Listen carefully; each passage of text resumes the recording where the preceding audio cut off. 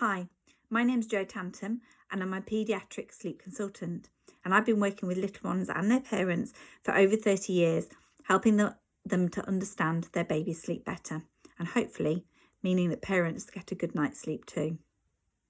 The thing I'm going to talk to you today is about moving your baby from your room into their room. And I know it can be a really scary thing to do, and obviously you'll be anxious about it. So here are the best things to do and help that transition really easy. So I would always start from when your baby's quite little, even from 2 weeks old, is to try and have some time in their room, the place that's going to be their room.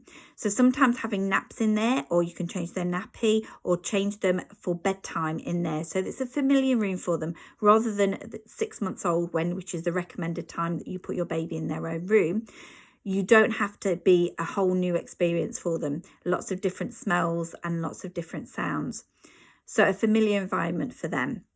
What you can do for the transition is, for the first couple of weeks, you can actually have a mattress on the floor in their room. You could also transition for nap times, and they always have their nap times in their own room from around sort of 4 months old. The next thing that you can do is use something that's familiar to them. So if you're using the Sleep Tight baby bed, you can obviously use that from when they're born and put them in their own room with that. So that's a familiar surrounding. The next thing you can do is make sure that their baby sleep bag is the same one and it's familiar to them.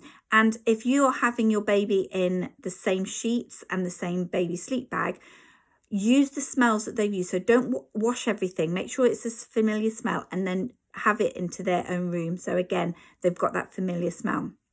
Making sure you've got blackout is a really important thing, total blackout. And the next thing you need to think about is having some kind of noise, so white noise. The Dream Cloud night light is really good as well, because that means you've got a very low light and you've got a familiar sound. And that can be helping baby when you're getting ready to wind down at bedtime. So they're the things that can really help the transition. And don't worry, you don't have to do it at 6 months old. There's not a set time. You do it when you're comfortable with doing it and when you're ready to do it. So here's for a good night's sleep for you and your family. Take care.